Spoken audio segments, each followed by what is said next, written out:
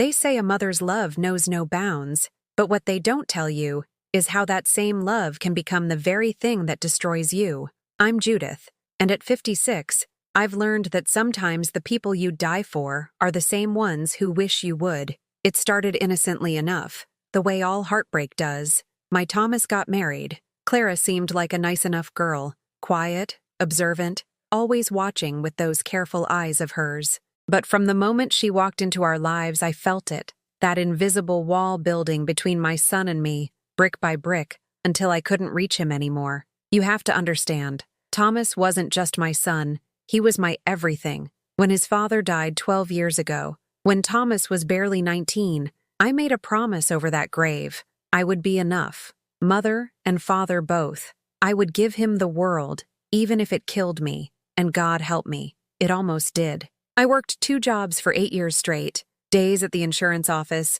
typing until my fingers cramped and my back screamed, nights cleaning offices downtown, mopping floors while everyone else slept safely in their beds. I ate peanut butter sandwiches for dinner so Thomas could have steak. I wore the same winter coat for 6 years so he could have the latest everything. College tuition, car payments, rent for his apartment. I covered it all. My dreams? They died quietly, one unpaid bill at a time. But I didn't mind. That's what mothers do, isn't it? We sacrifice, we endure, we give until there's nothing left to give, and then we find a way to give more. Thomas graduated summa cum laude, got that engineering job he'd always wanted, bought a house in the suburbs. I was so proud I cried for 3 days straight. Finally, all those sleepless nights, all those missed meals, all those moments when I wanted to collapse but kept going, it had all been worth it. That's when Clara appeared. She was pretty in that understated way some men find irresistible. Soft-spoken, well-educated, from a family with money. Everything I wasn't, everything I could never be, no matter how hard I tried or how much I sacrificed. The changes were subtle at first. Thomas started visiting less. Sunday dinners became every other Sunday, then monthly, then, "I'll call you, Mom." The phone calls grew shorter, more distant. Where once he'd told me about his day, his dreams, his fears, now I got polite updates about the weather and work. I tried to be understanding. He's building his own life, I told myself. This is normal. This is healthy. But deep down, in that place where a mother's intuition lives, I knew something was wrong. The wedding invitation arrived 3 weeks before the ceremony. 3 weeks. I'd raised this boy for 24 years, sacrificed everything for his happiness, and I got 3 weeks' notice like some distant relative they felt obligated to include. If you're watching this and you've ever felt that sharp, breathtaking pain of being forgotten by someone you'd die for, you know what I'm talking about. If you like stories about real people facing real struggles, please subscribe to our channel. We're trying to reach 1,000 subscribers, and it really helps our work. Comment below and tell me what city you're watching from. Sometimes knowing we're not alone in our pain makes all the difference. I bought a dress I couldn't afford for that wedding, navy blue, because Clara had mentioned she preferred understated colors for the guest attire. I had my hair done for the first time in 2 years. I wanted to look like the kind of mother Thomas could be proud of, the kind who belonged in his new life. The wedding was beautiful, elegant, expensive.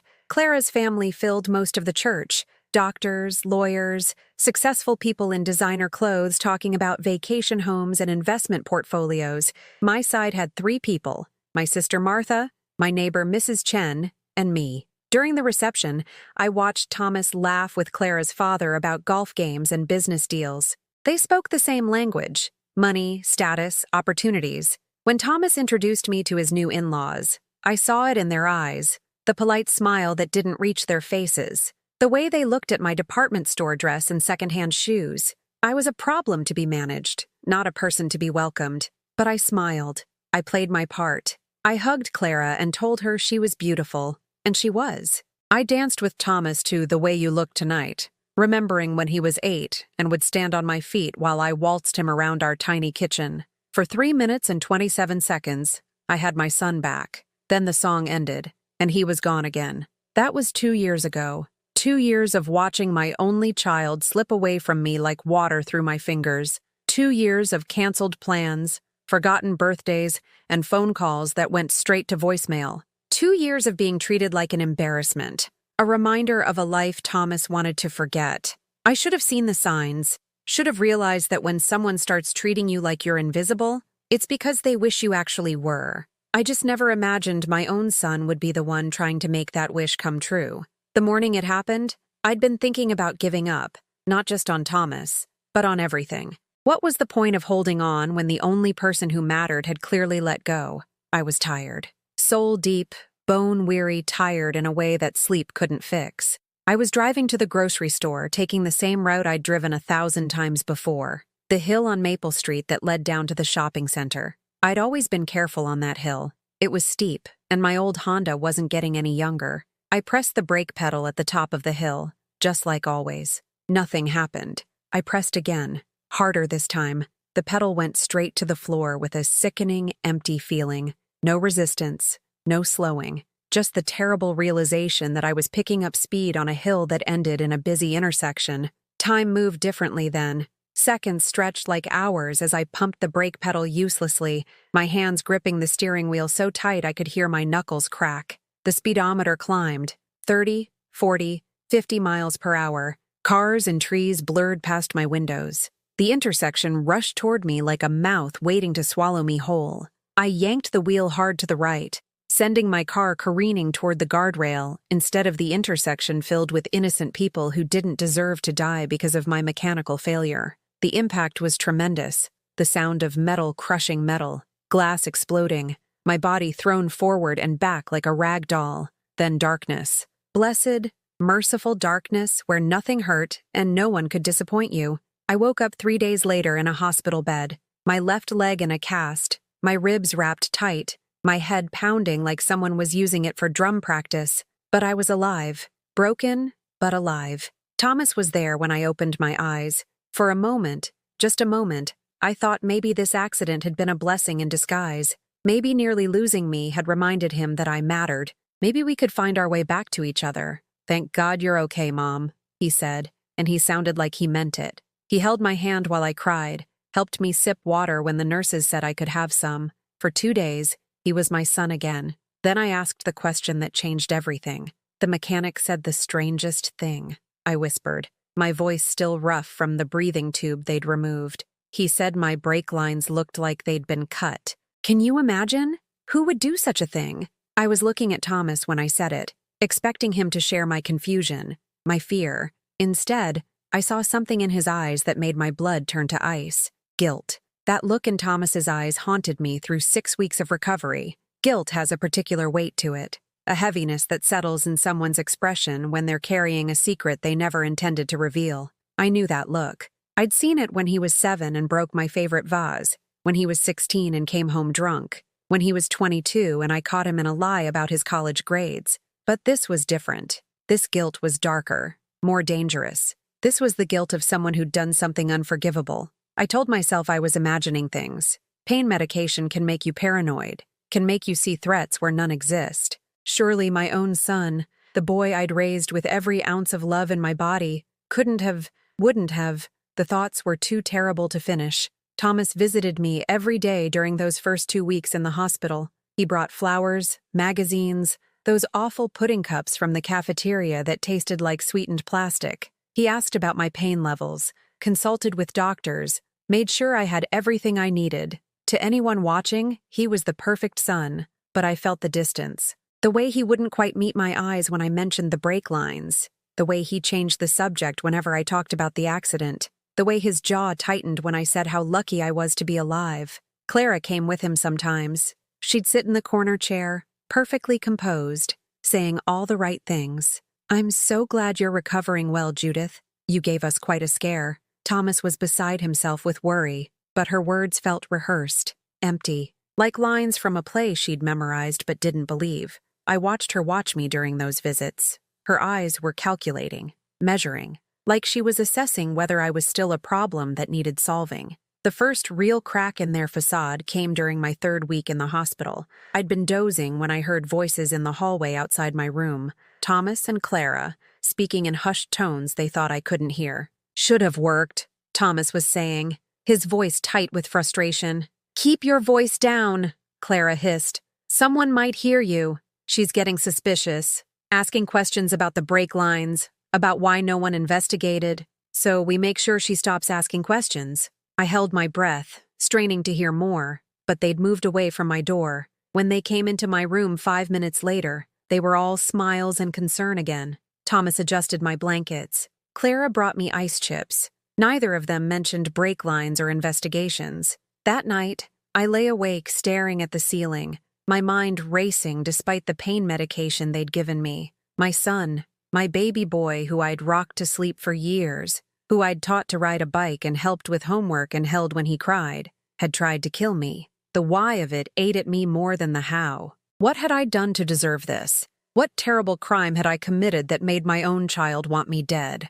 I got my answer when I was finally released from the hospital. Thomas picked me up in his expensive sedan, the one I'd helped him get the down payment for 2 years ago with money I'd scraped together from working double shifts. He was quiet during the drive, his knuckles white as he gripped the steering wheel. When we pulled into my driveway, he didn't get out to help me. Just sat there staring straight ahead. "Mom," he said finally, his voice flat and emotionless. "We need to talk." Inside my small house, the same house where he'd grown up, where I'd kissed his scraped knees and celebrated his achievements, Thomas sat across from me at my kitchen table and delivered the killing blow. "Clara and I have been talking," he began, and something in his tone made my blood run cold. "About your future, about what's best for everyone." "What do you mean?" I asked, though part of me already knew. Part of me had known since that first family dinner after the wedding, when Clara had looked around my modest home with barely concealed disgust. "You're getting older, Mom. You're alone. After the accident?" He paused, and I saw that flash of guilt again. "After the accident, it's clear you can't take care of yourself properly anymore." My hands trembled as I reached for my coffee cup. "Thomas, what are you saying?" "There's a very nice assisted living facility about an hour from here. Clara found it. They have excellent care, activities, people your own age to socialize with. You'd be much happier there." Assisted living. At 56. Because I'd survived an accident that was never supposed to leave me alive to be a problem. "I don't need assisted living," I said, my voice stronger than I felt. "I need my home, my independence, my family." Thomas's face hardened. "Mom, be realistic. You can barely walk without that cane. You're on a dozen medications. What if something happens again? What if next time you're not so lucky?" The threat was subtle but unmistakable. What if next time you're not so lucky? As if my survival had been luck rather than their failure. "I'm not going anywhere," I said firmly. "This is my home." That's when I saw the real Thomas. Not the loving son I'd raised, but the man Clara had helped him become. His eyes went cold, calculating, like his wife's. "Actually, Mom, you don't have a choice." He pulled out a manila folder I hadn't noticed him carrying. Inside were legal documents with official seals and lawyer letterheads. Papers that gave him power of attorney over my affairs. Papers that declared me mentally incompetent due to recent traumatic brain injury and subsequent cognitive decline. Papers that had been notarized and filed while I was unconscious in the hospital. "How?" I whispered, staring at my own signature on documents I'd never seen before. "Clara's father is a lawyer," Thomas said matter-of-factly. He explained how these things work. In cases of severe trauma, family members can act in the patient's best interest if they're unable to make sound decisions themselves. They'd forged my signature, bribed doctors, manipulated the legal system, all while I lay helpless in a hospital bed, grateful that my son was taking care of everything. "You can't do this," I said, but my voice sounded hollow even to my own ears. "It's already done." Thomas stood up, smoothing down his expensive suit jacket. "The facility is expecting you next week. Clara's already arranged for your belongings to be packed and moved." "What about my house?" "We'll handle the sale. Don't worry about the money. It'll all go toward your care." My house. The house his father and I had bought when Thomas was 2. The house where we'd celebrated every birthday, every Christmas, every milestone. The house I'd nearly killed myself working to keep after his father died. They were going to sell it and use the money to pay for the prison they were shipping me off to. I looked at my son, really looked at him, and realized I was staring at a stranger. The boy I'd raised, the man I'd sacrificed everything for, was gone. In his place sat someone cold and calculating, someone who could forge documents and threaten his own mother without a flicker of conscience. "Why?" I whispered. "Why do you hate me so much?" For just a moment, his mask slipped. I saw something raw and ugly in his expression. Resentment, embarrassment, shame. Not for what he was doing to me, but for what I represented. Because you're pathetic, he said quietly. You're everything Clara's family thinks you are. Poor, uneducated, desperate. You clean houses for a living, Mom. You drive a 15-year-old car and shop at thrift stores. Do you have any idea how embarrassing it is to introduce you to successful people? To see them trying not to judge me based on where I came from? Each word hit me like a physical blow. This was what my sacrifice had bought me. This was the gratitude I'd earned for giving up my dreams, my youth, my health, my future. You raised me, I said, my voice breaking. You became successful because of what I gave you, and I'm grateful, he said, but his tone suggested otherwise. But gratitude doesn't mean I have to drag you along into my new life. Clara understands success. She understands what it takes to maintain a certain image, a certain standard. He looked at me with barely concealed disgust. You don't fit. I didn't fit. In the life I'd made possible, with the people my sacrifices had allowed him to meet. In the world my love had built for him. After he left, I sat alone in my kitchen for hours, staring at the legal documents that would steal my freedom. The silence in my house felt different now, not peaceful, but empty, hollow, like a tomb. I thought about calling the police, reporting the forged documents, fighting back. But who would believe me? A middle-aged woman with a recent head injury against a successful engineer and his lawyer father-in-law. I had no money for attorneys, no powerful friends to call in favors. I was exactly what Thomas said I was, powerless.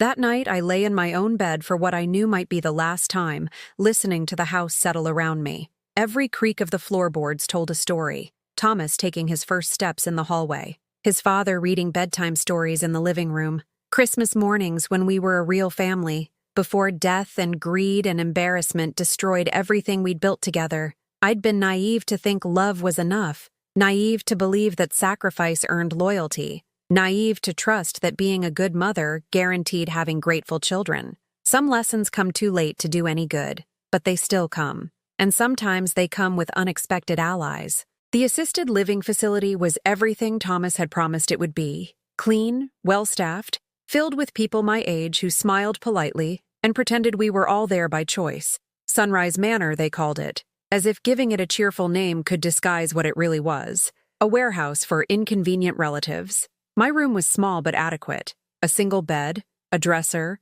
a chair by the window that looked out onto a parking lot. They'd brought some of my belongings. A few clothes, some photographs, my mother's jewelry box. Everything else from my life had been sold, donated, or thrown away while I was powerless to stop it. I tried to fight it at first. Found a legal aid lawyer who listened to my story with the weary expression of someone who'd heard it all before. She explained that challenging a power of attorney required proving mental competency, which meant psychiatric evaluations, court hearings, and legal fees I couldn't afford. Even if I won, which was unlikely given Thomas's documentation and connections, it could take years. I'm sorry, Mrs. Patterson, she said, closing my file. The system is designed to protect vulnerable adults, but sometimes it protects them right out of their independence. So I learned to survive in my new prison. I attended their mandatory activities, chair exercises led by perky 20-somethings who spoke to us like we were children, craft sessions where we made potholders no one would ever use, movie nights featuring films from decades past because apparently once you turned 60, you lost the ability to appreciate anything modern. The other residents fell into predictable categories. There were the ones like Mrs. Henderson, whose family visited every Sunday with guilty flowers and forced cheerfulness, staying exactly 1 hour before escaping back to their real lives. There were the forgotten ones like Mr. Chen, whose children lived across the country and called twice a year. And there were the angry ones like Mrs. Rodriguez, who spent their days plotting revenge against family members who'd put them away and forgotten about them. I fit somewhere between forgotten and angry, which made me dangerous in ways I was only beginning to understand. Thomas visited exactly twice in my first month at Sunrise Manor. Both times Clara came with him, her presence a clear message that these visits were obligatory rather than desired. They brought flowers from the grocery store and updates about their lives that I was no longer part of. The house sold faster than we expected, Thomas told me during that second visit, his tone suggesting this was good news. Good market right now. Clara's been amazing, handling all the paperwork. Of course she had. Clara, who'd orchestrated my exile with the efficiency of someone managing a hostile corporate takeover. Clara, who smiled sweetly while destroying everything I'd built. What about my grandmother's china? I asked. The set that was passed down through 4 generations? Thomas and Clara exchanged a look. One of those married couple communications that excluded everyone else in the room. We kept a few pieces, Clara said carefully, for sentimental value. The rest went to charity. We thought you'd appreciate knowing it was helping others. My grandmother's china, the dishes I'd hand-washed for 30 years, the ones I'd planned to pass down to Thomas's children someday, given away to strangers because Clara thought it was helping others. And my photo albums? The pictures of Thomas growing up? Another exchange of looks. We have them, Thomas said quickly. Safe and sound. We just thought it might be too emotional for you right now, with the adjustment and everything. They'd stolen my memories along with everything else. The visual record of my life as a mother, the proof that I'd mattered to someone once, locked away in their house like evidence they were ashamed to acknowledge. I tried to be understanding, tried to tell myself they were just overwhelmed by the logistics of moving me, that they'd bring my pictures next time. But weeks passed, then months, and next time never came. The visits became less frequent, every other week, then monthly, then only on major holidays when guilt demanded their presence. Each visit grew shorter, more stilted, filled with awkward silences and careful conversation about weather and facility food. It was during one of these increasingly rare visits that I overheard the conversation that shattered what remained of my illusions about my son. They thought I was napping in my chair by the window. I'd learned to feign sleep during their visits because it was easier than watching them check their phones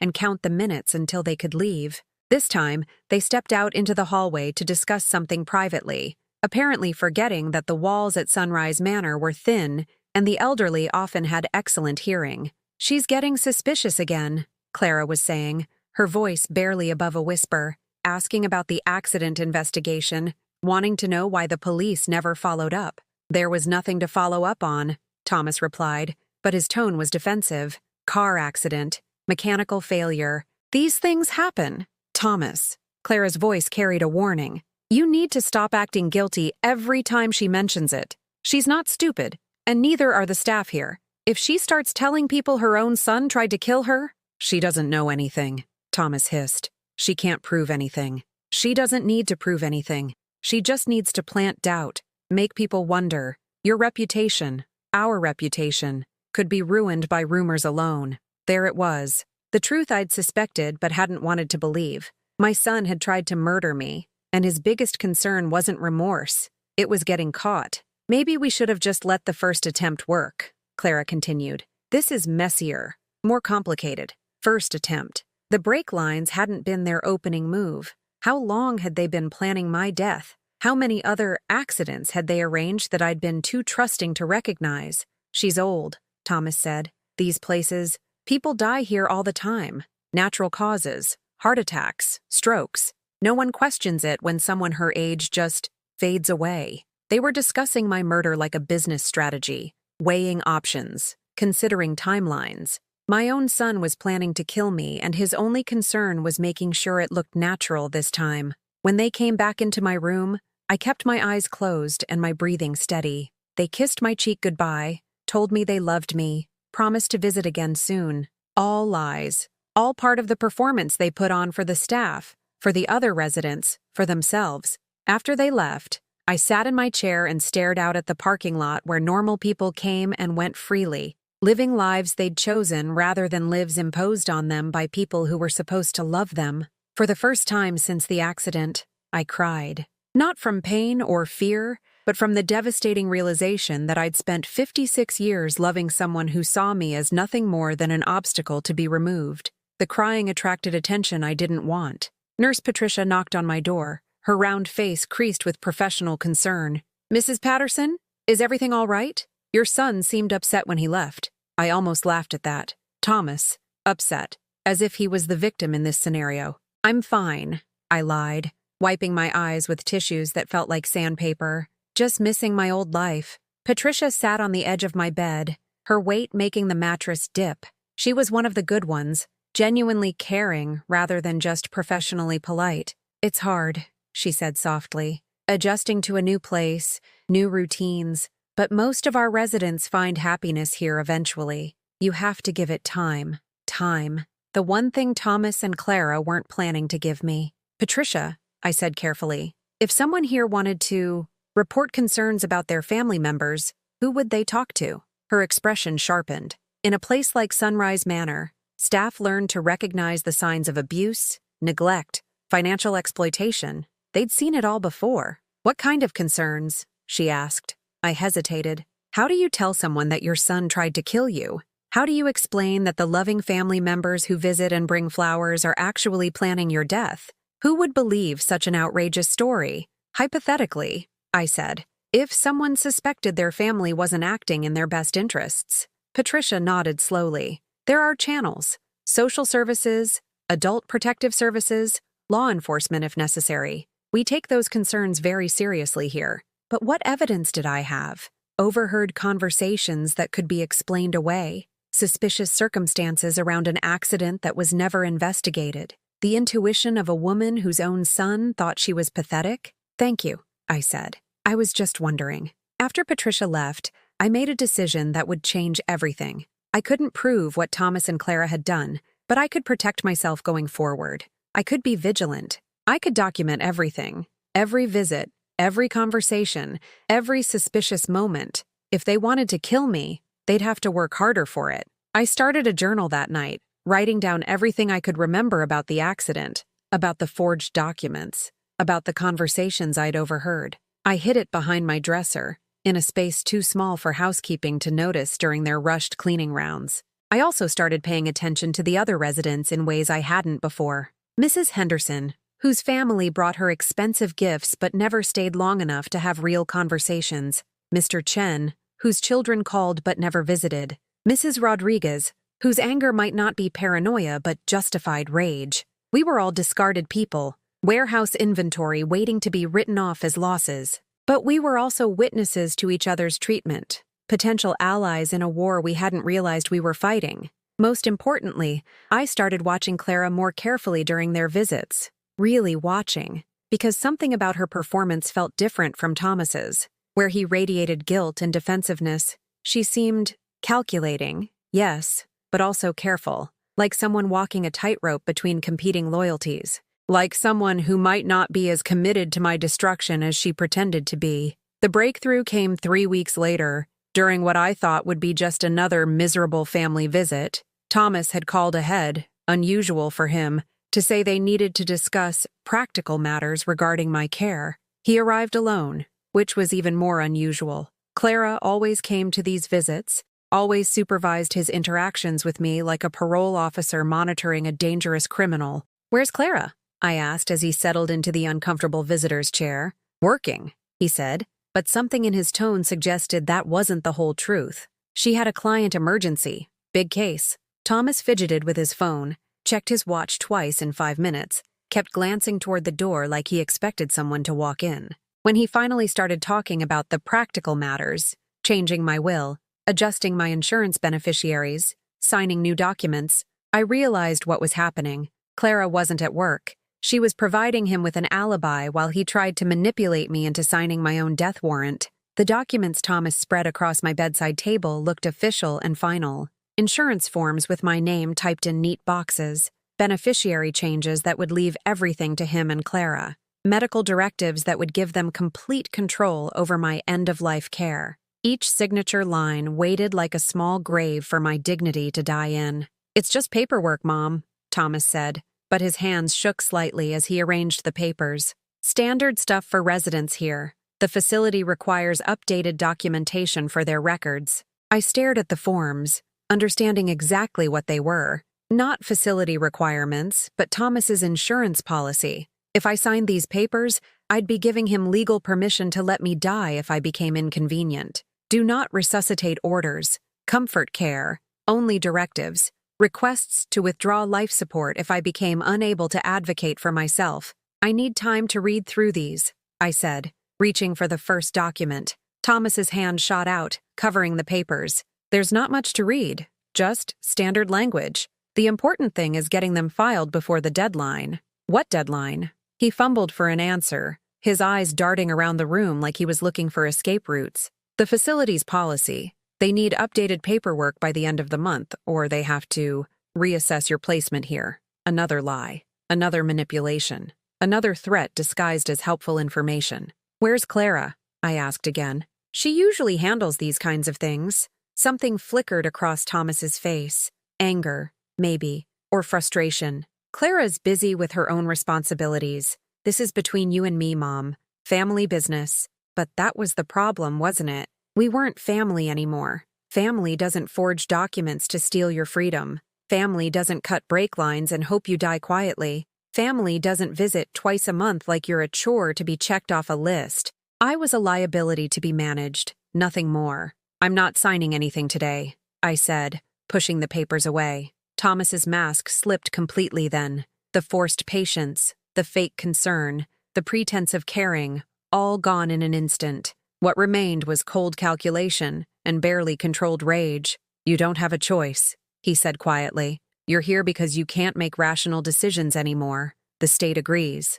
The doctors agree. If you don't sign these voluntarily, I can have you declared incompetent and sign them myself. Then why don't you? Because it's easier if you cooperate. Cleaner, less paperwork, fewer questions. There it was, the truth wrapped in threats. He could force me to sign, but voluntary compliance would raise fewer red flags when I died under suspicious circumstances. A woman who'd signed her own do not resuscitate order was just someone who'd accepted her fate. A woman who'd been forced to sign was a victim of elder abuse. Thomas checked his watch again, that nervous gesture that told me he was working against some kind of timeline. Whatever Clara was doing while he visited me, it had to be coordinated with his presence here. Fine, he said, gathering up the papers. We'll try this again when you're feeling more reasonable. After he left, I sat in my chair and stared out at the parking lot, watching normal people come and go with their normal problems and normal families who didn't plot their deaths during Sunday dinner conversations. The sun was setting,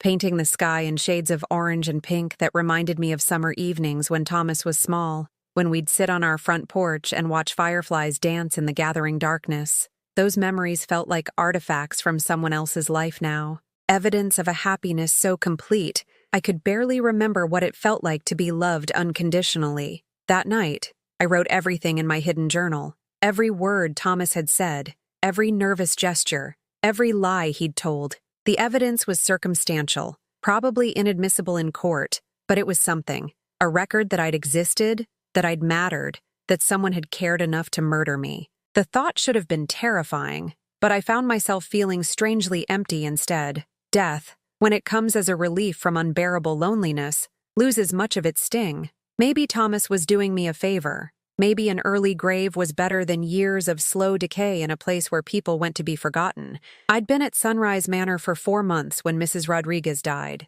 She'd been the angriest resident, the one who complained loudest about her treatment, who accused her family of stealing her money and abandoning her when she needed them most. The staff treated her complaints as symptoms of dementia, paranoid delusions that came with age and isolation. Then, one Tuesday morning, she didn't wake up. Peaceful, Nurse Patricia told us at breakfast. She went in her sleep. No pain, no struggle. Sometimes it happens that way with people her age. But Mrs. Rodriguez had been healthier than most of us. Sharp as a tack, despite what the staff assumed. Her blood pressure was controlled. Her heart was strong. Her mind was clear enough to remember every slight and betrayal her family had inflicted on her. People like that don't just die peacefully in their sleep.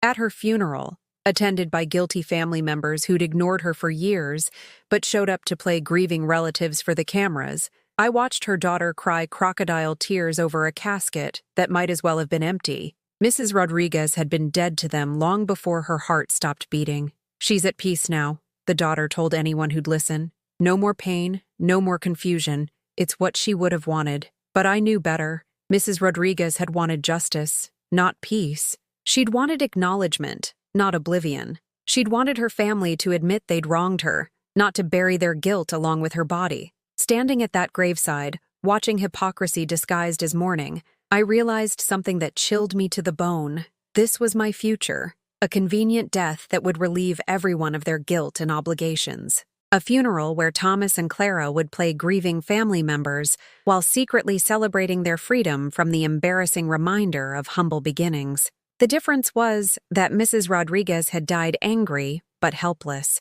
I still had time to change that equation. That evening, I called the one person I thought might still care about me, my sister Martha, who lived 3 states away and called every few weeks to check on me. We'd never been particularly close, different personalities, different life choices, but she was the only family I had left besides Thomas. "Judith," she said, and I could hear genuine warmth in her voice. "How are you settling in at that place? Thomas said it was very nice." "Martha," I said carefully, "if something happened to me, would you ask questions?" Silence on the other end of the line. Then, "What kind of questions?" "The kind that matter. The kind that don't accept convenient explanations." "Judith, you're scaring me. Are you okay? Is someone hurting you?" I almost laughed. Someone was hurting me, all right. The person I'd sacrificed everything for was planning my death, and his wife was helping him orchestrate it. But how do you explain that to someone who still believes families are supposed to love each other? "I'm fine," I lied, "just thinking about practical things. Getting older, you know, wanting to make sure all my affairs are in order." We talked for another few minutes about safe topics, weather, her grandchildren, memories of our childhood, but when I hung up, I felt more alone than ever. Martha was a good person, but she lived too far away to help and was too naive to understand the kind of evil that could lurk behind loving facades. I was truly on my own. The next morning brought an unexpected visitor. Clara stood in my doorway, looking uncomfortable and oddly nervous. She was alone, which was unprecedented. In all my months at Sunrise Manor, she'd never come without Thomas, never sought me out for private conversation. "I hope you don't mind me stopping by," she said, settling into the visitor's chair like she wasn't quite sure she belonged there. "I was in the area for work and thought I'd check on you." She was lying. Clara worked downtown, 30 miles from Sunrise Manor. There was no work-related reason for her to be in the area of a facility that catered to discarded elderly people. "That's nice of you," I said, waiting to see what she really wanted. We sat in awkward silence for several minutes. Clara seemed to be gathering courage for something, her hands clasped tightly in her lap, her eyes focused on the window rather than on me. When she finally spoke, her voice was barely above a whisper. "Mrs. Patterson?" she said, and the formality felt strange coming from my daughter-in-law. "Can I ask you something?" "Of course. Do you think—" She paused, struggled with whatever she was trying to say. "Do you think Thomas is happy?" The question caught me completely off guard. Not what I'd expected from someone who'd orchestrated my exile and was helping plan my murder. "I don't know," I said honestly. "Do you?" Clara was quiet for so long I thought she might not answer. When she did, her voice carried a sadness that seemed genuine. "I think he's afraid," she said finally. "All the time. Afraid of not being successful enough, not being respected enough, not being enough." I studied her face, looking for the calculation I'd grown accustomed to seeing there. Instead, I saw something that looked almost like regret. "Clara," I said carefully, "why are you really here?" She met my eyes then, and what I saw there made my breath catch. Fear, guilt, and something else that looked suspiciously like alliance. "Because," she said, her voice trembling slightly, "I think we need to talk. About Thomas, about what he's planning. About what I've been pretending not to know." For the first time in months, I felt something other than despair, something that might have been hope if I'd dared to name it. "I'm listening," I said. But even as Clara began to speak, I couldn't shake the feeling that this conversation, whatever it revealed, was going to change everything. For better or worse, the careful balance of lies and secrets that had sustained my imprisonment was about to collapse, and I still had no idea if I was strong enough to survive what came next. Clara's hands trembled as she reached into her purse and pulled out a small digital recorder, the kind lawyers use for dictating notes. She set it on my bedside table between us, her fingers lingering on the device like it contained something dangerous. 3 months ago," she began, her voice so quiet I had to lean forward to hear her. "I found Thomas in our garage at 2 a.m, working under your car." My heart stopped. The brake lines. Someone had seen. "He told me he was checking your oil, being a good son, making sure your car was safe to drive." Clara's laugh was bitter, hollow. I believed him. Or I wanted to believe him. It's easier to live with a lie that protects your peace of mind than a truth that destroys your world. She pressed play on the recorder. Thomas's voice filled my small room, clear and unmistakable. It has to look natural, Clara. An accident. Old woman, old car, mechanical failure. These things happen all the time.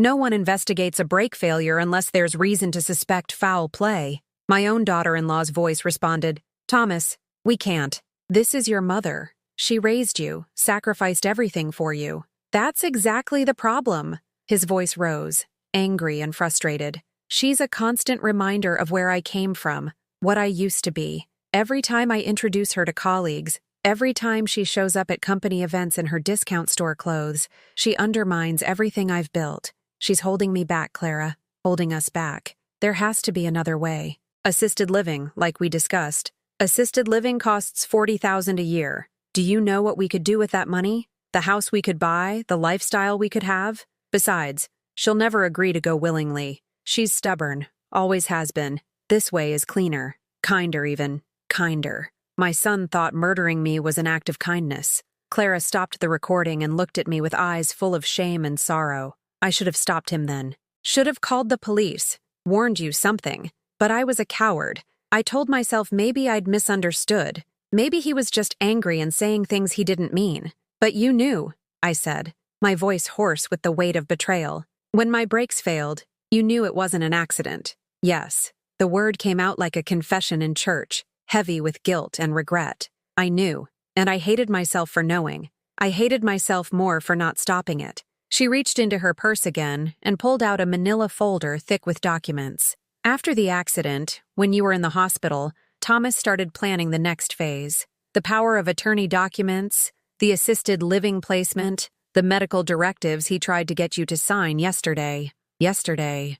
Had it only been yesterday that Thomas sat in this same chair, spreading those death warrants across my table like he was offering me a business opportunity? I helped him forge your signature on the initial papers, Clara continued, and each word seemed to cause her physical pain. My father provided the legal framework, made sure everything would hold up in court if questioned. We told ourselves we were protecting you, that you'd be safer in a facility where people could watch over you. But that wasn't the real plan. No. Clara opened the folder and showed me page after page of documents I'd never seen before. Insurance policies with doubled death benefits, investment accounts that would transfer automatically to Thomas upon my death, even a pre-written obituary that painted me as a beloved mother who'd died peacefully after a brief illness. He's been planning this for over a year, she said, ever since we started talking about having children. He became obsessed with the idea that your existence would embarrass our kids, that they'd be ashamed of their grandmother's background. He convinced himself that removing you from our lives was protecting our future family. Our future family. Thomas was going to kill me to protect children who didn't even exist yet from the embarrassment of having a poor grandmother. Why are you telling me this now? I asked. Why risk everything to warn someone you helped betray? Clara was crying now, tears streaming down her cheeks as she struggled to find words. Because yesterday, when Thomas came home from visiting you, he was excited, actually excited. He said you'd refused to sign the medical directives, but that it didn't matter because he'd found another way. She pulled out her phone and played another recording, this one shorter but infinitely more chilling. The night shift at that place is minimal. 1 nurse for 40 residents. If Mom had a medical emergency between midnight and 6 a.m., response time would be delayed, especially if someone accidentally triggered a false alarm in another wing, drawing the nurse away from her section. Thomas, what are you saying? I'm saying old people die in their sleep all the time. Heart attacks, strokes, respiratory failure, completely natural causes. If the right medication found its way into the wrong system, if someone who wasn't supposed to have access to insulin suddenly went into diabetic shock, you're talking about murder. I'm talking about problem solving. Mom's become a problem that needs to be solved, and I've found an elegant solution. The recording ended in silence that felt like a death sentence. My son wasn't just planning to kill me. He was planning to do it here, in this place where I was trapped and helpless, where my death would be attributed to natural causes, and no one would ask uncomfortable questions. When? I whispered. Tonight, Clara said. He's volunteering to work late at the office, establishing an alibi. The plan is to slip in through the service entrance around 2 a.m. when the night nurse is doing rounds in the East Wing. He's been studying the facility's layout, the staff schedules, the security protocols. Tonight, in less than 12 hours, my son would sneak into this building like a thief and murder me in my sleep. And tomorrow, Thomas and Clara would play the grieving family, accepting condolences and burial insurance payments while secretly celebrating their freedom from the burden of my existence. "Why did you change your mind?" I asked Clara. "What made you decide to warn me?" She was quiet for a long time, staring at her hands like they held answers she couldn't find anywhere else. "My grandmother," she said finally. "She died when I was 16, and I always regretted not spending more time with her before the end. Last week, I went to visit her grave, and I started thinking about what she'd say if she knew what I was helping Thomas do to you." Clara looked up at me then, and I saw something in her expression that reminded me of the young woman Thomas had first brought home 3 years ago. Before the manipulation, before the cruelty, before she'd learned to see me as an obstacle instead of a person. "You were never the problem, Mrs. Patterson," she said. "Thomas is. He's become someone I don't recognize, someone I'm not sure I can live with, and I realized that if I let him kill you, I'd become someone I couldn't live with either." The weight of this revelation should have crushed me, but instead I felt something I hadn't experienced in months: clarity. The fog of confusion and self-doubt that had clouded my thinking since the accident began to lift, replaced by a cold, sharp understanding of exactly what I was dealing with. My son was a murderer, not in passion or desperation, but through calculated greed and embarrassment. He'd planned my death like a business transaction, weighing costs and benefits until my elimination seemed like a reasonable investment in his future. But he'd made one crucial mistake. He'd assumed Clara would remain his loyal accomplice forever. He'd underestimated the power of guilt, conscience, and basic human decency to override self-interest and fear. "What do you want me to do?" I asked. Clara leaned forward, her voice urgent and determined. "We're going to stop him. Tonight, when he comes for you, we're going to be ready. I've been recording our conversations for weeks, documenting his plans. We have enough evidence to destroy him, but we need him to actually attempt the murder for the police to take it seriously. You want to use me as bait. I want to give you justice," she corrected, "and I want to save whatever's left of my own soul in the process." I thought about Mrs. Rodriguez, dying alone and angry in this same facility, while her family counted her life insurance money. I thought about all the other discarded people warehoused in places like this, forgotten by children who found them inconvenient. I thought about the 18 years I'd spent sacrificing everything for a son who'd repaid my love with attempted murder. For the first time in months, I didn't feel like a victim. I felt like a woman with nothing left to lose and everything to fight for. "What's the plan?" I asked. Clara smiled, and it was the first genuine expression of warmth I'd seen from her since she'd entered Thomas's life. "We're going to give Thomas exactly what he thinks he wants," she said. A helpless old woman alone in her room in the middle of the night. But instead of finding a victim, he's going to find a trap. She pulled out a small device from her purse, a wireless camera no bigger than a button, security equipment from my father's law firm. It transmits directly to my phone and automatically uploads to a secure server. Whatever happens tonight will be recorded in high definition, with audio. And if something goes wrong, if he actually manages to— "He won't," Clara said with fierce determination. "I'll be in the building, watching everything. The moment he makes his move, I'll have security here in seconds. The police are already on standby. I called in an anonymous tip about suspicious activity planned for tonight. I studied my daughter-in-law's face, looking for any sign of deception or hidden agenda. But all I saw was a woman trying to atone for terrible choices, a person who'd found the courage to do the right thing when it mattered most. "Clara," I said, "why should I trust you? You've lied to me, helped forge documents against me, participated in destroying my life. How do I know this isn't just another manipulation?" She nodded, understanding the question was fair and necessary. "You don't," she said simply. "You have to make a choice based on incomplete information, just like I did when I decided to marry Thomas, just like I did when I chose to help him instead of stopping him.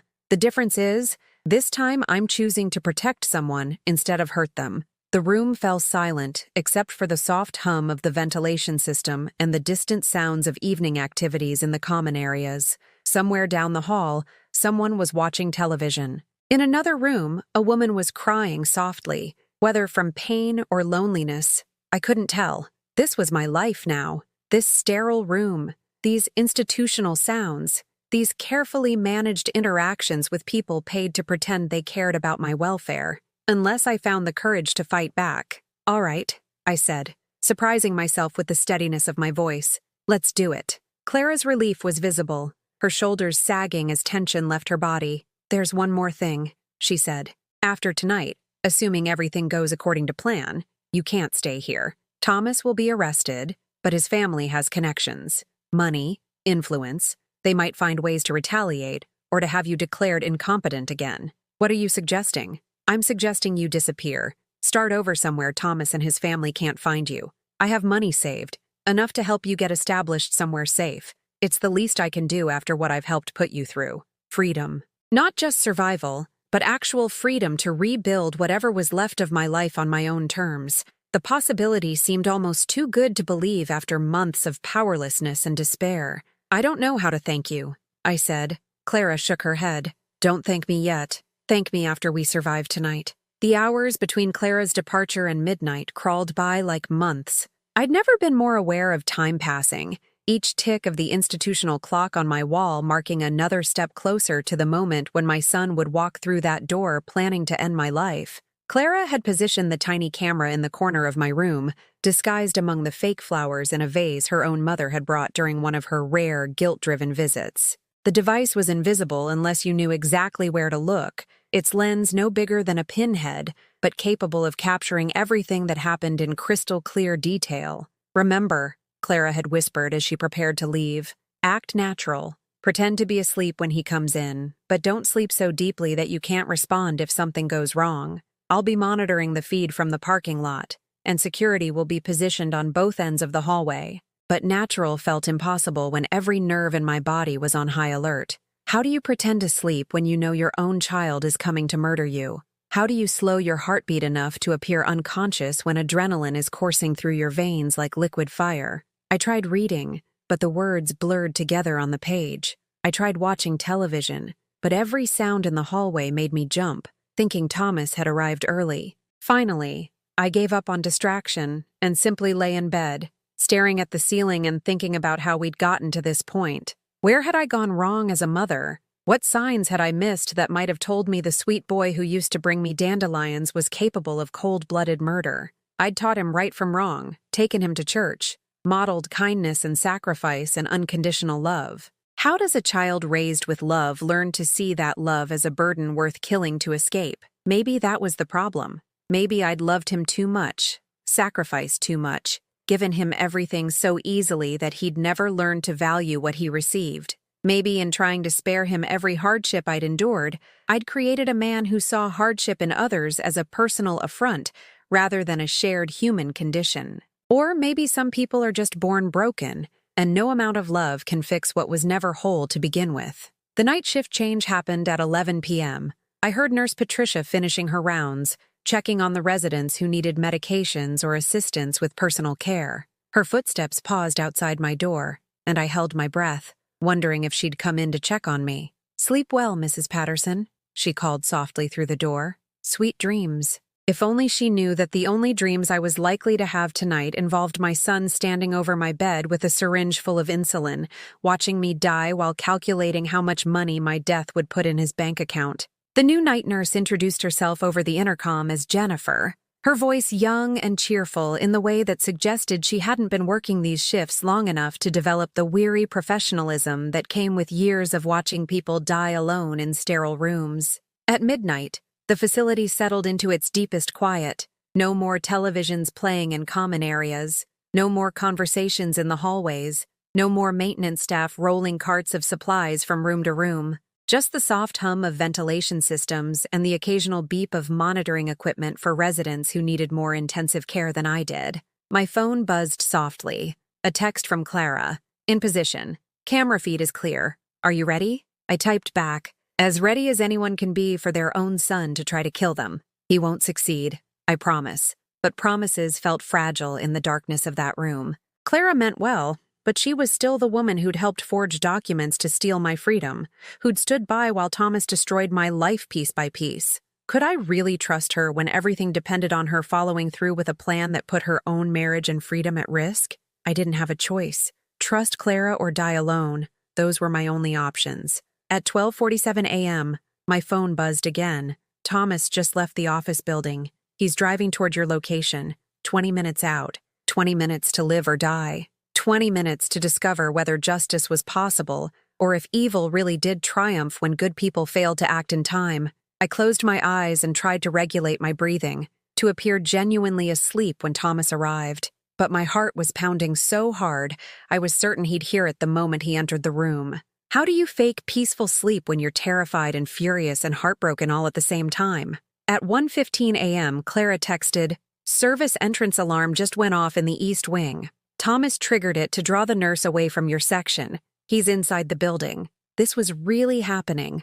My son was moving through the darkened hallways of Sunrise Manor like a predator stalking his prey, carrying whatever poison he'd chosen to end my life with. In a few minutes, he'd stand in this doorway and look at the woman who'd given him everything, and he'd feel nothing but relief that his problem was about to be solved. I arranged myself in bed to look like someone in deep sleep, one arm thrown across my pillow, my breathing slow and steady despite the terror racing through my system. The hidden camera would record everything. Thomas entering my room, whatever he planned to do to me, the evidence that would finally prove what kind of man I'd raised. Footsteps in the hallway, soft-soled shoes moving carefully across linoleum floors, trying not to wake anyone or attract attention from the staff. They paused outside my door, and I felt rather than heard someone testing the handle. The door opened with the quietest possible click. Thomas stepped into my room, and even though I was expecting him, even though I'd known he was coming, the reality of seeing my own child creeping toward my bed with murder in his heart nearly broke what was left of my composure. He was dressed in dark clothes, black jeans, dark hoodie, soft-soled shoes that wouldn't leave distinctive prints. In his right hand, he carried a small medical kit, the kind paramedics use for emergency injections. His face was calm, focused, like someone performing a routine task rather than committing matricide. This was my baby boy, the child I'd rocked to sleep, taught to walk, cheered for at school plays and baseball games, the teenager I'd stayed up all night helping with college applications, the young man I'd been so proud of when he graduated and found success in his career, and now he was going to kill me like I was nothing more than an inconvenient obstacle. Thomas approached my bed slowly, carefully, watching my face for any sign that I was awake or aware of his presence. He set the medical kit on my bedside table and opened it with practiced efficiency, revealing syringes, small bottles of clear liquid, and what looked like medical tubing. Not insulin, I realized as I watched him prepare his materials. Something more sophisticated, more immediately lethal. Something that would cause a heart attack or stroke that would be virtually impossible to detect in an autopsy, especially when the victim was a 56-year-old woman with recent trauma history. Thomas filled a syringe with clear liquid from one of the bottles, checking the dosage with the care of someone who'd researched exactly how much poison was needed to kill a woman of my size and age. He'd planned this down to the smallest detail, calculating not just how to murder me, but how to make sure my death appeared natural enough to avoid suspicion. He approached the bed again, syringe in hand, looking for the best injection site. My arm, probably, somewhere he could insert the needle quickly and quietly, someplace where a small puncture wound would be overlooked by an overworked coroner who expected to find natural causes of death. My phone was on silent, but I could see the screen lighting up with what I assumed were messages from Clara. She was watching everything, recording everything, waiting for the right moment to spring the trap that would end this nightmare forever. Thomas reached for my arm, his touch gentle despite his murderous intent. Even now, even as he prepared to kill me, some part of him remembered that I was his mother, that this skin had once comforted him when he was scared or hurt or lonely. But not enough to stop him. Nothing was enough to stop him. The syringe moved toward my arm and I could see Thomas's face clearly in the dim light from the hallway. There was no emotion there, no anger, no sadness, no regret, just cold determination to solve a problem that had been bothering him for too long. This was the moment. This was when Clara's plan would either save my life or fail completely, leaving me dead and Thomas free to collect my insurance money and pretend to mourn the mother he'd murdered for convenience. The needle touched my skin, and I felt the sharp pinprick of metal-piercing flesh. Then everything happened at once. The lights blazed on, flooding the room with harsh fluorescent illumination that made Thomas jerk back like a vampire caught in sunlight. The syringe fell from his hand, clattering to the floor and rolling under my bed. "Freeze! Security!" 2 uniformed guards rushed into the room, followed immediately by Nurse Jennifer and a man in a suit who looked like law enforcement. Clara appeared in the doorway behind them, her phone in her hand, her face pale but determined. Thomas spun around, his expression cycling rapidly through shock, fear, calculation, and finally a desperate attempt at innocent confusion. "What's going on?" he demanded, his voice pitched higher than normal with stress and adrenaline. "I came to check on my mother and found her in distress. I was trying to help her, but the syringe on the floor told a different story, as did the medical kit full of lethal drugs, as did the recording Clara had been making from the moment he entered the building. "Thomas Morrison," the man in the suit said, pulling out handcuffs, "you're under arrest for attempted murder." My son looked at me then, really looked at me, and for the first time since this nightmare began, I saw genuine emotion in his eyes. Not remorse or love or regret for what he'd tried to do. Hatred. Pure, undiluted hatred for the woman whose crime had been loving him too much and refusing to die quietly when it became inconvenient. "You set me up," he said, his voice flat with the kind of rage that comes from being outsmarted by someone you'd underestimated. "No, Thomas," I said, sitting up in bed and meeting his eyes without fear for the first time in months. "I just refuse to let you murder me. There's a difference." As they led him away in handcuffs, Thomas turned back one last time.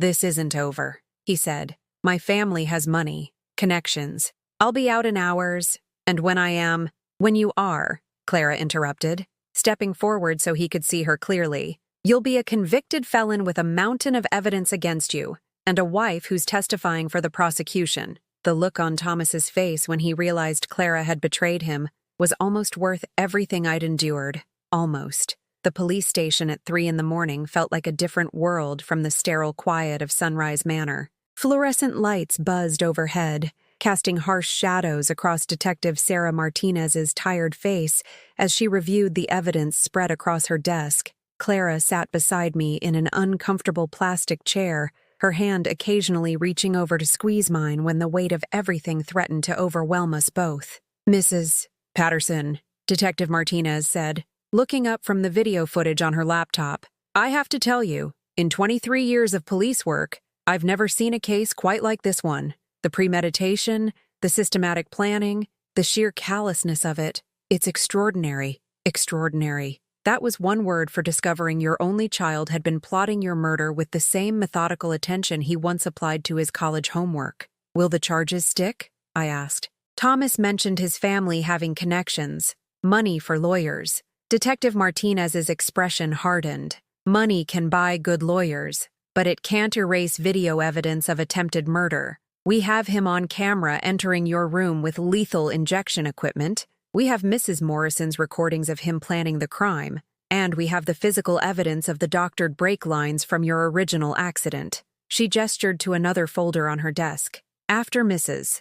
Morrison contacted us yesterday with her evidence, we reopened the investigation into your car accident. Our forensics team found clear signs of sabotage that were missed the first time around, mainly because no one was looking for evidence of attempted murder. The cuts in your brake lines were precise, professional. Someone had researched exactly how to cause catastrophic failure." Clara spoke up for the first time since we'd arrived at the station. "Thomas spent weeks watching YouTube videos about automotive repair, claiming he wanted to learn to maintain our cars himself. I thought he was just trying to save money on mechanic bills. Instead, he was learning how to commit the perfect crime," Detective Martinez continued, "or what he thought would be perfect. Fortunately, Mrs. Morrison, your conscience proved stronger than your husband's manipulation." I looked at Clara, still struggling to fully trust the woman who'd been complicit in my suffering for so long. "What changed your mind? Really? Was it just your grandmother's memory? Or was there something else?" Clara was quiet for a long moment, staring at her hands folded in her lap. When she spoke, her voice was barely above a whisper. "He started talking about having children," she said. "About how important it would be for our kids to have the right kind of family background, the right kind of influences. He said he wanted to make sure they never had to be embarrassed by their relatives the way he'd been embarrassed by you. She looked up at me, tears streaming down her face. And I realized that if we had children, if Thomas could convince himself to murder his own mother to protect his image, what would he do to protect our children's future? What would he be willing to sacrifice next? Who would he decide was expendable when they became inconvenient? The thought chilled me to the bone. Thomas as a father, teaching his children that love was conditional, that family was disposable when it conflicted with ambition, raising another generation to see people as assets or liabilities rather than human beings deserving of dignity and respect. There's something else, Detective Martinez said, pulling out another file. We've been in contact with the administrator at Sunrise Manor about some suspicious deaths over the past year. 3 residents died unexpectedly under circumstances that seemed natural at the time but now warrant investigation.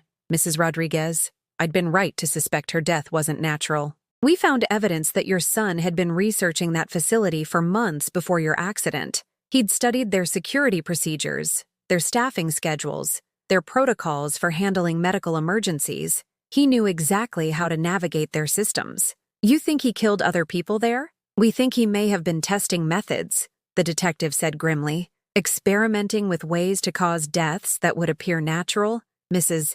Rodriguez, in particular, died from what appeared to be a heart attack, but she had no history of cardiac problems. Her family had been trying to get her moved to a different facility because she kept complaining about someone entering her room at night. Another family had lost their mother to Thomas's ambition and callousness.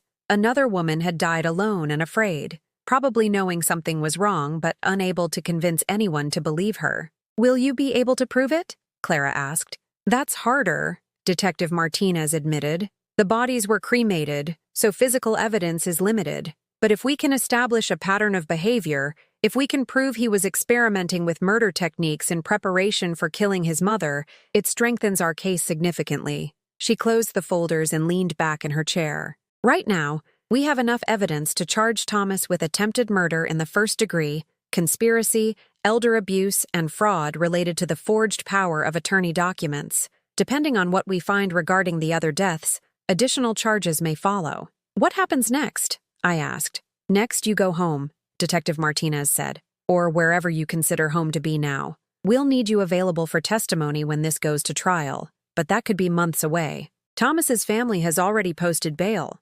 $500,000, so he'll be released pending trial. Released. The thought terrified me. Thomas, walking free, angry and humiliated, knowing that I was the reason his carefully constructed life was falling apart. Don't worry, Clara said, reading my expression. He can't contact you. It's a condition of his bail, and I've already filed for divorce and taken out a restraining order. He's not allowed near either of us. But restraining orders were just pieces of paper. They couldn't stop a man desperate enough to commit murder from trying to finish what he'd started. Mrs. Patterson, Detective Martinez said, I know this is overwhelming, but you should know that what you did tonight, what both of you did, likely saved other lives. If Thomas had succeeded in killing you, he would have learned that he could get away with murder. He would have escalated.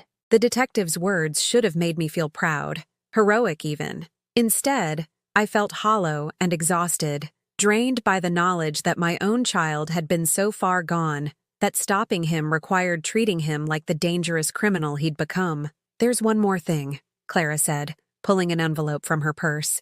I know this doesn't make up for what I helped put you through, but it's a start. Inside the envelope was a cashier's check for $50,000. Clara, I can't. Yes, you can, she said firmly. It's money from my personal account, not anything that belongs to Thomas. I've been saving it for years, planning to use it for a house down payment someday, but you need it more than I do. You need to disappear. Start over somewhere Thomas and his family can't find you. $50,000. More money than I'd ever had at one time in my life. Enough to relocate anywhere in the country and start fresh. Enough to rent an apartment, buy a car, support myself while I looked for work in a place where no one knew my story. Why? I asked. Why give me this? Because it's the right thing to do, Clara said simply, and because I spent too many months doing the wrong thing. I can't undo the damage I helped cause, but I can try to make the future better. As we left the police station, dawn was breaking over the city, painting the sky in shades of pink and gold that reminded me of mornings when I was young and still believed the world was fundamentally fair. The air smelled of coffee and fresh bread from a bakery down the street, ordinary scents of ordinary people starting ordinary days. But nothing about my life would ever be ordinary again. I was 56 years old, starting over with nothing but the clothes on my back and the kindness of a woman who'd once been my enemy. My son was in jail, facing decades in prison for trying to murder me. My old life was gone completely, erased as thoroughly as if it had never existed. And yet, for the first time in months, I felt something that might have been hope. "Where will you go?" Clara asked as we stood outside the police station, waiting for the taxi that would take me to a hotel while I figured out my next steps. "I don't know," I said honestly. "Somewhere warm, maybe. Somewhere I can be anonymous for a while. Just another woman living a quiet life. Will you stay in touch? Let me know you're safe?" I considered the question. Clara had betrayed me, but she'd also saved my life. She'd been complicit in destroying my old existence, but she'd made my new freedom possible.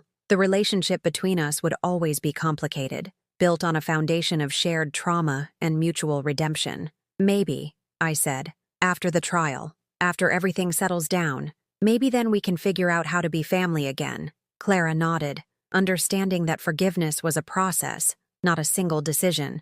"I hope so," she said. "I'd like that." The taxi arrived, and as I got in, Clara leaned down to the window.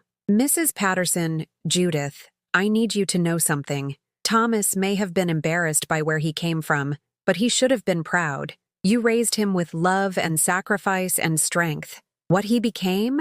That's not a reflection of you. That's entirely on him."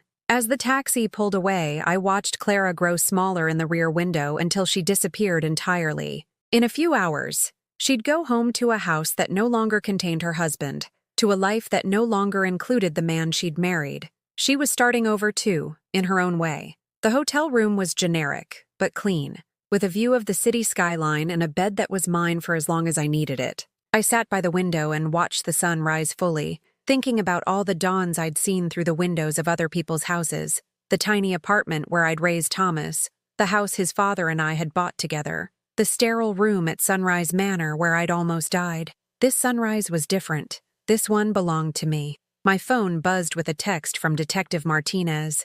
"Thomas's bail has been revoked due to violation of no-contact order. He attempted to call you 17 times from jail. You're safe." Safe. Such a simple word, but one that had been absent from my vocabulary for so long I'd almost forgotten what it meant. Now it meant Thomas locked in a cell where he couldn't hurt anyone else. It meant Clara choosing conscience over loyalty. It meant justice was possible even when evil wore a familiar face. It meant I had survived. And more than that, I had fought back. 2 years later, I stand in the garden behind my small cottage in Asheville, North Carolina, watching hummingbirds dance around the feeder I hung from the old oak tree that shades my kitchen window. The morning sun filters through leaves that are just beginning to hint at autumn colors, and somewhere in the distance, I can hear the sound of children playing in the schoolyard down the hill. This is my life now. Simple, quiet, mine.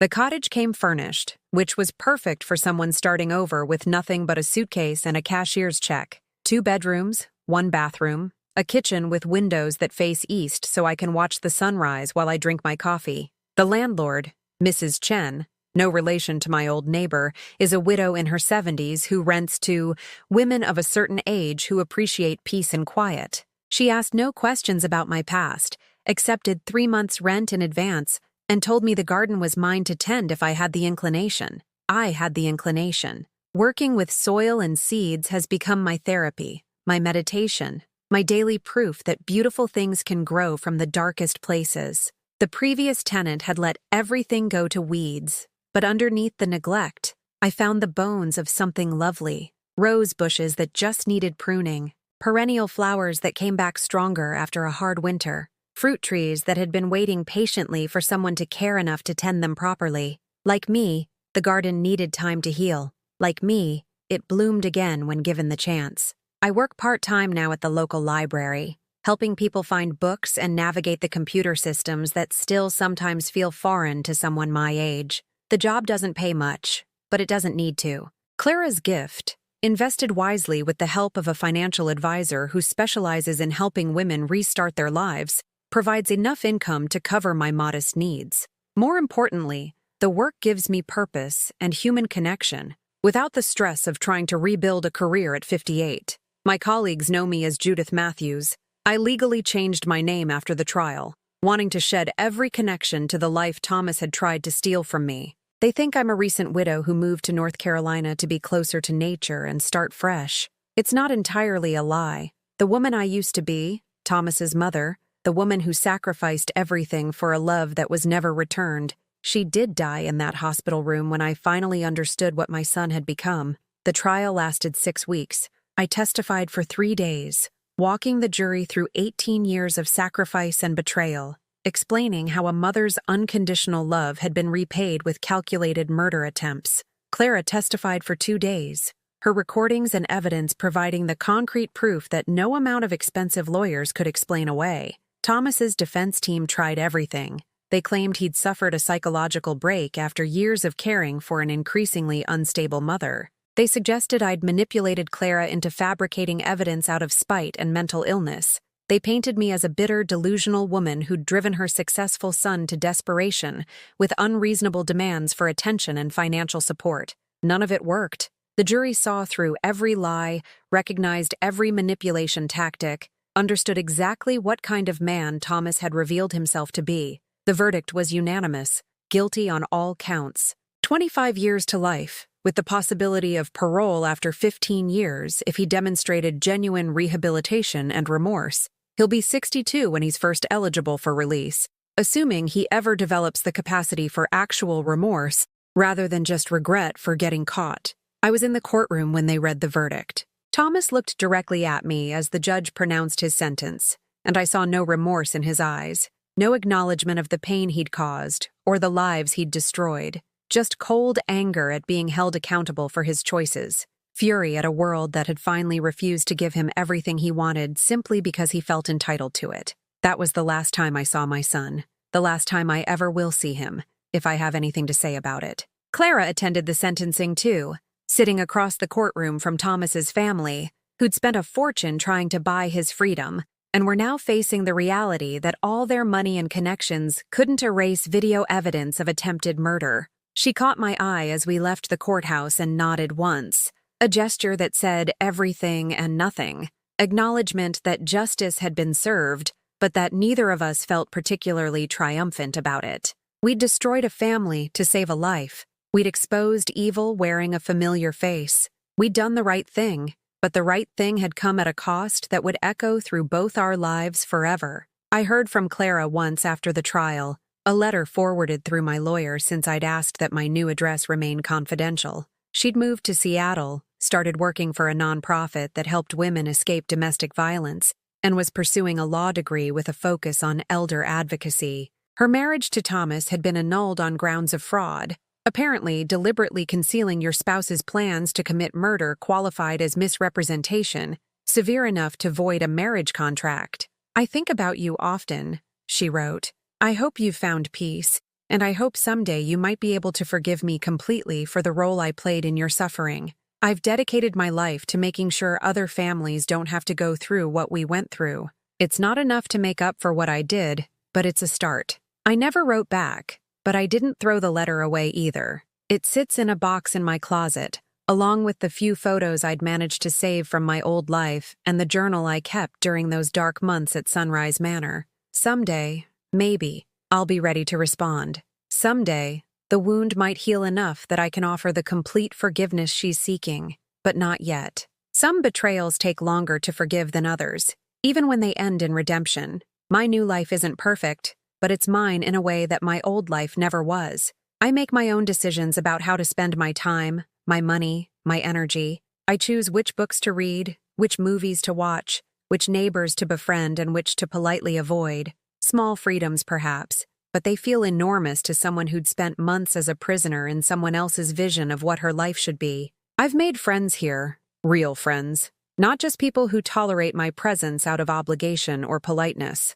Margaret from the library, who shares my love of mystery novels and makes the best chocolate chip cookies I've ever tasted. Dr. Williams from down the street, a retired physician who tends his roses with the same careful attention he once brought to healing his patients. Sarah, the young woman who works at the coffee shop downtown and always remembers that I like my tea with honey instead of sugar. None of them know my story, but they know me. The woman I've become, not the victim I once was, or the mother I used to be. They see my kindness without knowing it was forged in betrayal. My strength without understanding it was born from near destruction. My gratitude for simple pleasures without realizing how close I came to losing everything permanently. Sometimes I wonder what Thomas is doing in prison, whether he's learned anything from the consequences of his choices, whether he ever thinks about the mother he tried to murder, or the lives he destroyed in pursuit of an image that was never worth the price he paid for it. But mostly, I try not to think about him at all. He took 18 years of my life through my love, and another year through his betrayal. I won't give him any more time by dwelling on what he became, or mourning what he could have been. Instead, I focus on what I'm becoming. At 58, I'm learning to paint watercolors, terrible ones, but they make me happy. I'm reading books I never had time for when I was working 2 jobs to support someone else's dreams. I'm making friends with women my own age who understand what it means to start over, to rebuild from scratch, to find joy in ordinary moments that once seemed too simple to matter. Last month, I got a letter from Detective Martinez, updating me on a case that had grown from my situation. The investigation into suspicious deaths at assisted living facilities had expanded statewide, leading to improved oversight, better staffing requirements, and new protocols for investigating unexpected deaths among elderly residents. Mrs. Rodriguez's family had filed a wrongful death lawsuit that was moving forward based on evidence uncovered during Thomas's prosecution.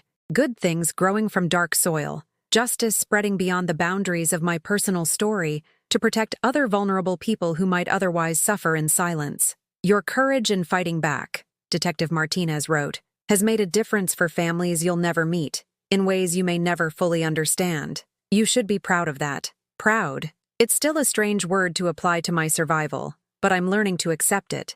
I did fight back when it would have been easier to give up. I chose justice over safety, truth over peace, action over resignation. Not because I was particularly brave, but because the alternative, letting Thomas succeed, was unacceptable. I learned something important in those dark months. Strength isn't the absence of fear or pain. Strength is continuing to breathe, to hope, to fight when fear and pain are all you can see. Strength is refusing to let other people's failures of love define your worth. Strength is believing you deserve better, even when the people who should love you most are telling you otherwise. Most importantly, I learned that it's never too late to start over. At 56, I thought my life was essentially finished, that I'd played all the cards I'd been dealt and would have to accept whatever results remained. But that wasn't true. I had more cards to play, more choices to make, more life to live on my own terms. The hummingbirds at my feeder remind me of this every morning. Such tiny creatures, but they migrate thousands of miles twice a year,